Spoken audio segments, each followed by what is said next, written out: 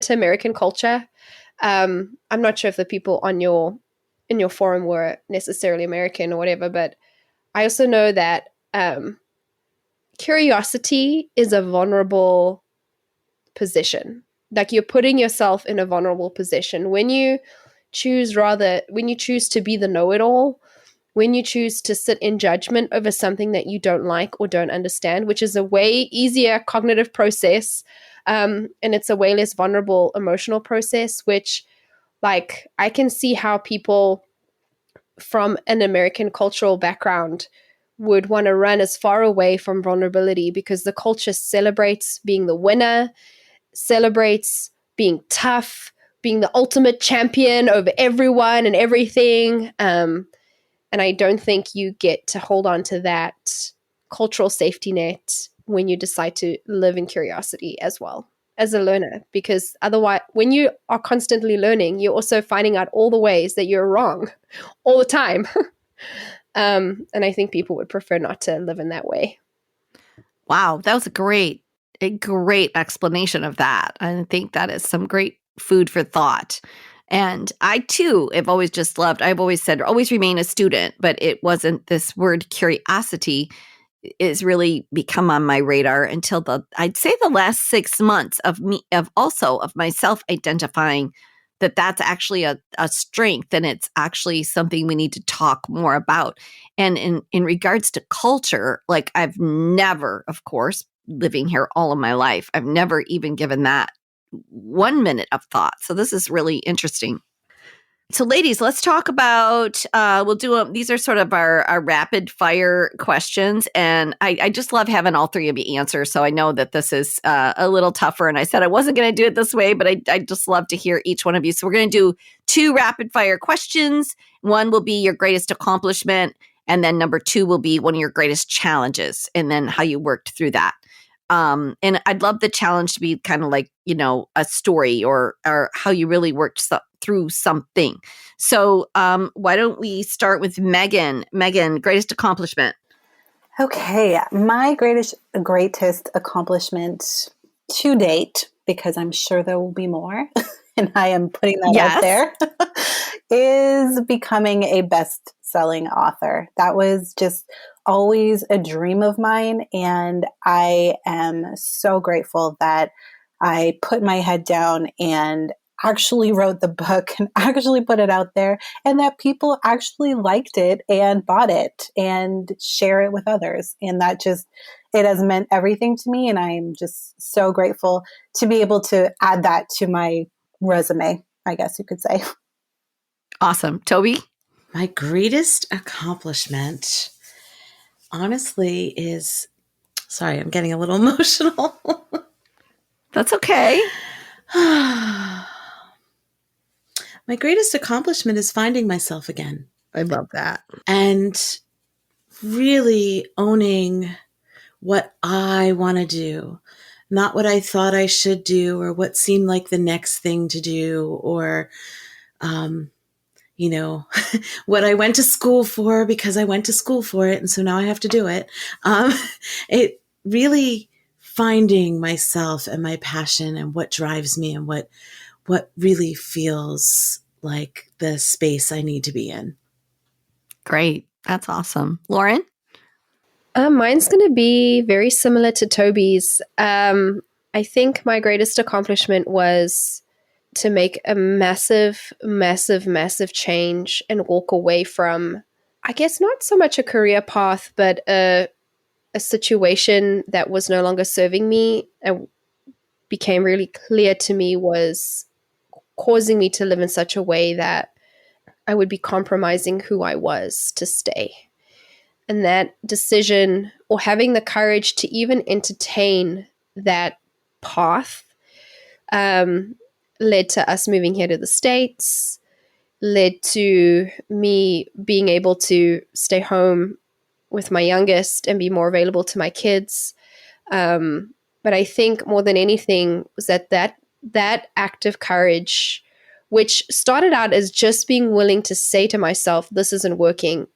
I need to do something else. I need to leave, became this like snowball of change, which has ultimately created an opportunity and the freedom to create my own life and not just accept the life that was, I guess, handed to me or that I assumed, well, this is just, I think having the courage to think differently about myself, my situation, and to go for the things that I want and to see how those things just unfold has been one of the sweetest parts of my journey so far. Great. So let's talk about greatest challenge. Meggan? Okay, so my greatest challenge, I would probably say, was having to overcome seeking validity and approval from other people around me for my own dreams and goals. And for a long time, that actually stopped me from trying to achieve anything on my own.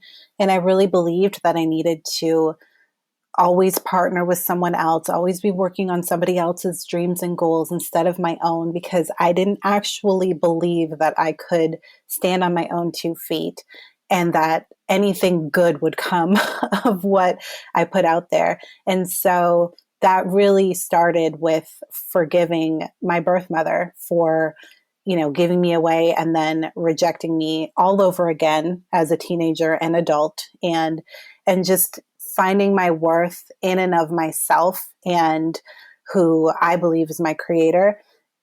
Being able to do that and get to a place where I don't need to seek anyone else's approval or, seek anything from anyone else about what I'm doing. I can just do it. And it's going to be awesome or it's going to be terrible, but it doesn't matter because it's all on me and it doesn't, nobody else's opinion matters. And so that was really my greatest challenge, because for my entire life, I always looked to other people to approve what I was doing so that I felt like it was worthwhile. Wow, that's great. Let's go with Tobi. My greatest challenge, I would have to say, comes down to self-care. I struggled for years. It was the message that I would receive over and over. You need to do self-care. And it was like, who's got time for that? I can't do that. And always putting everybody else first. And not having the boundaries around it. And that, I guess it falls into a greatest accomplishment as well, because I feel like I have overcome it, but it continues to be a great challenge to love myself first, put myself first, and really engage in what I call radical self-care on a daily basis. So yeah, it's an ongoing challenge. So what are some ways that this is probably a big challenge for most women. Yes. I would have to say. So how do you fix that? Like, what are some little things that you do to make sure that you get your self-care that you need? Like, what are just some, like, it's easy to say, oh, you need to have self-care. I mean, we hear that a lot, right? And you need to honor yourself first. And we hear that a lot. But when you've got busy life, 3 kids, you're homeschooling them too, you've got to try to get your work in. Where do you find those pockets for self-care? What are some little tips you might have? Well, I think because when we don't do the self-care, we do fall apart physically and emotionally. We learn the hard way, or at least I did.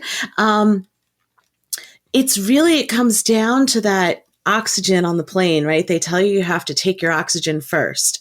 And every morning I start my day reminding myself that none of the rest of it matters if I'm not whole and fully functional and at peace with myself. And so I have what I call my M cubed morning, which is movement, meditation, and me time. And it looks different every day, but it definitely includes those 3 components, which is getting some kind of movement, taking time for meditation, or just some sort of, it could just be a walk, like a mindful walk, and just me time to do something, whether it's reading a book or writing in a journal or connecting with a friend, something that feeds me. And that is the foundation of my day. And remembering that things, that's where Lauren and I overlap a little bit. We've had this conversation quite a bit. Remembering that having boundaries is self-care. Saying no is self-care. And as a recovering people pleaser, that's definitely a challenge that comes up on a regular basis. And it is the foundation of loving ourselves. Great. And Lauren, how about you? Greatest challenge? I think I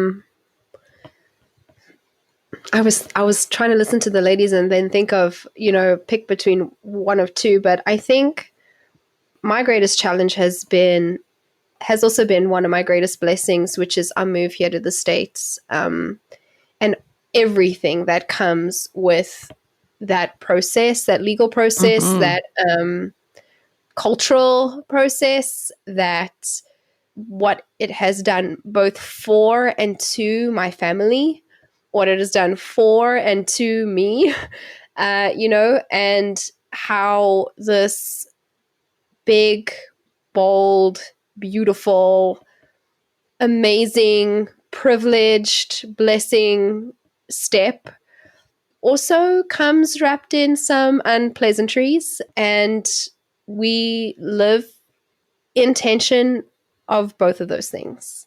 Wow. And I think that one of my greatest challenges continues to be to hold that tension and not to get too caught up in, when things get hard, when we feel homesick, when my kids feel homesick, when we feel like outsiders.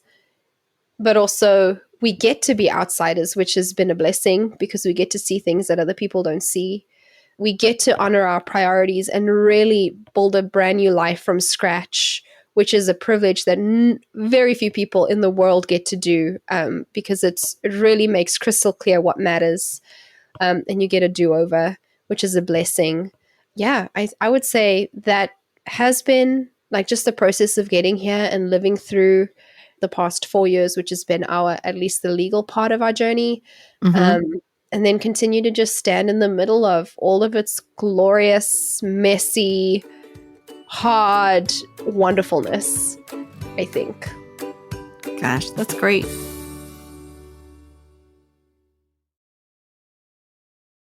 Okay, ladies. So last question is, what advice would you give to others wanting to sort of go down this entrepreneurial trail or trying to find themselves, or to women in general? We can take either one of those. Like, you don't have to pick just for entrepreneurs. You can pick any piece of advice that you would like to give our listeners today. We'll start with Meggan. Sure. The biggest and best piece of advice that I can give to anyone, whether it's an entrepreneur or just women in general, is to get to the place where you believe in yourself and that it's not dependent on anyone else's opinion. Because when you believe in yourself, then you become unstoppable and you can do all of the things that are in your heart to do. But when you don't believe in yourself, then you can have all the tools for success and not apply any of them because you don't believe deep down that you're actually worthy for success, worthy of success, and it hinders you and it causes you to self-sabotage your efforts. And it took me 13 years of failure to understand that the reason I was failing was because I didn't believe in myself. And once I flipped the switch on that last year, everything changed and I have become literally unstoppable. And I'm like, dang it, I wish I had understood that sooner, but it is what it is. So that is the thing I would say is just get to a place where you believe in yourself 100%, because nothing can stop you when you get to that place. Great. And Tobi? My best advice would be, it kind of piggybacks on the self-care. It's really about loving yourself and coming from a place of love. I think for many women, there's a strong pace of fear, and